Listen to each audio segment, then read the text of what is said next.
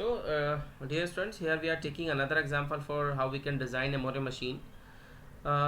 Question है, construct a Moore machine that accepts set of all strings over a comma b as input and produce one as output if the number of a's in string, या we can say that in each string mod 3 equal to 0. Otherwise क्या produce करना चाहिए, वो zero करना चाहिए. इसका मतलब यह है कि हमें एक ऐसा मोरे मशीन बनाना है ओवर ए कोमा बी जहां पे number of a in each string should be divisible by 3. अगर number of each string should be divisible by 3 है तो क्या प्रिंट होना चाहिए आउटपुट 1, अदरवाइज क्या प्रिंट होना चाहिए 0. हम सीधे सीधे कह सकते हैं कि ये क्या कह रहा है, number of a in a string W mod 3 equal to 0. इसके लिए आपको मोरे मशीन बनानी है. अब आपको मोरे मशीन का पता है it is similar to DFA, तो आपको ऐसा डीएफए बनाना है जो डिविजिबल बाय 3 के लिए हो, जहां पे नंबर ऑफ ए. तो देखो सॉल्यूशन देखिए क्या होगा. यहाँ पे क्या होगा, लैंग्वेज आपकी क्या हो सकती है, या तो एप्सिलॉन एक्सेप्ट करेगा या फिर ट्रिपल ए एक्सेप्ट करेगा या ए बी ए ऐसा एक्सेप्ट करेगा या फिर ए बी ए एक्सेप्ट करेगा. मतलब नंबर ऑफ ए कैसे होना चाहिए, इट इज डिविजिबल बाय 3. मतलब नंबर ऑफ ए 0 हो सकता है, 3 हो सकता है, 6 हो सकता है, 9, 12 इस तरीके से, राइट. अब देखो जो मोरे मशीन होती है it is very much similar to DFA. अब मैं इसका अगर डीएफए बनाता हूं तो देखो क्या होगा, क्यू नॉट कितना एक्सेप्ट करना चाहिए 0. जब भी क्या आपकी लैंग्वेज में एप्सिलॉन आएगा तो इनिशियल फाइनल क्या होगा, सेम. फिर क्या आता है Q1, फिर ये रहा A, this is Q2. Sorry गलत हो गया कि फाइनल स्टेट तो हम पहले ही बना चुके हैं, Q0 ये हो गया. अब जैसे ही तीसरा A आए, थर्ड A, तो कहाँ जाना चाहिए, वो यहाँ पे, राइट. अब इसके बीच में कितने भी B हो सकते हैं, यहाँ पे भी कितने B हो सकते हैं, यहाँ पे भी कितने B हो सकते हैं. ठीक है, ये हमारा DFA बन गया. सेम आपको ऐसा ही मोरे मशीन बनाना है. तो स्टेट्स कितने रहेंगे, Q0, Q1, Q0 and Q1 and this is Q2, right. अब आपका फाइनल स्टेट कौन सा है, Q0. मतलब नंबर ऑफ डिवाइस डिविजिबल अगर 3 है तो कहाँ आएगा, Q0 पे आएगा. तो जब 3 से डिवाइड नंबर ऑफ ए हो जाएगा तो क्या प्रिंट होना चाहिए 1. तो आउटपुट कितना आएगा, यहाँ पे देखो मैं से स्टेट को थोड़ा सा सर्कल बड़ा कर लेता हूं, क्या हो जाएगा देखिए, Q0 इज द फाइनल. जो भी आपकी फाइनल स्टेट होगी और जो आउटपुट प्रोड्यूस कर रहे हो वो यहाँ पे क्या कह रहा हूँ, जैसे ही ए इज डिविजिबल बाय 3 हो तो क्या आउटपुट प्रिंट होना चाहिए 1. तो हमारी फाइनल स्टेट कौन सी थी, Q0. तो वहाँ पे क्या लिखेंगे 1. फिर ये क्या रहेगा आपका, क्या हो जाएगा, यहाँ पे क्या हो जाएगा आउटपुट 0 और यहाँ पे भी क्या आउटपुट हो जाएगा 0. ठीक है, बाकी same machine, transition everything will be same as DFA. ये ए है, ये ए है एंड अगेन ये ए है, राइट. इससे पहले कितने बी हो सकते हैं, यहाँ पे भी कितने बी हो सकते हैं और यहाँ पे भी कितने बी हो सकते हैं. समझ में आया.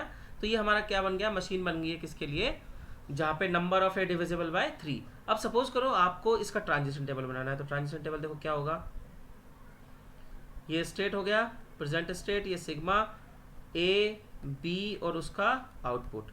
ये जो मिलती है हमें ये क्या होती है नेक्स्ट स्टेट, और जो हम इधर लिखते हैं पूरा ये क्या होता है हमारा प्रेजेंट स्टेट. कितने हैं Q0, Q1 एंड Q2. आप डायरेक्टली आउटपुट लिख लीजिए. Q0 के साथ कौन सा एसोसिएट आउटपुट 1, Q1 के कौन सा है 0, Q2 के कौन सा आउटपुट है 0. अब इनका ट्रांजिशन देखते हैं. Q0 के ए इनपुट करने पे आप कहाँ रीच कर रहे हैं Q1, बी इनपुट करने पे कहाँ है Q0, Q1 के ए इनपुट करने पे Q2 और बी इनपुट करने पे Q1, Q2 के ए इनपुट करने पे Q0 और बी इनपुट करने पे Q2. ये हो गया. अब आपको क्या चेक करना है कि अगर आपके पास कोई स्ट्रिंग दी गई है तो उसका आउटपुट क्या होगा. Let's say we have a string W equals to A. इसका आउटपुट फाइंड करना है.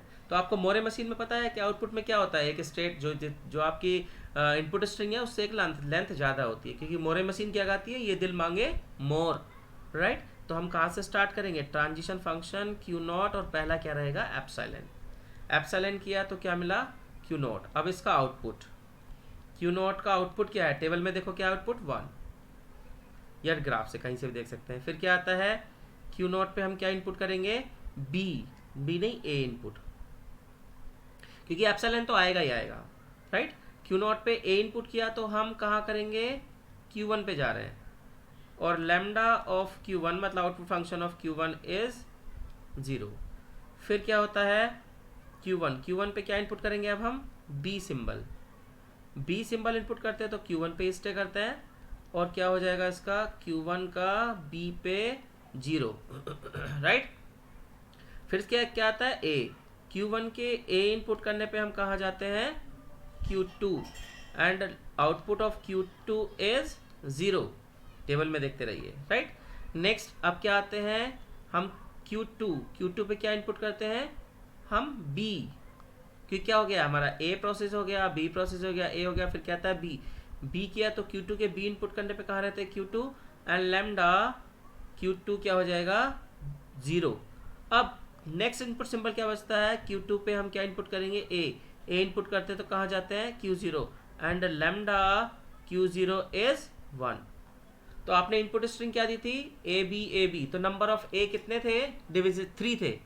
तो पहला तो आएगा ही आएगा क्योंकि एप्सिलॉन इनपुट करने पे जा रहे हैं, वैसे भी आपकी लैंग्वेज में भी एप्सिलॉन एग्जिस्ट करता है। तो इनपुट स्ट्रिंग क्या था आपका, it was W equals to A B A, ये इनपुट था इनपुट स्ट्रिंग, और आपका आउटपुट स्ट्रिंग क्या आया है, इट इज 1 0 0 0 0 और 1। This is the answer, right? This is all about the Moore machine construction.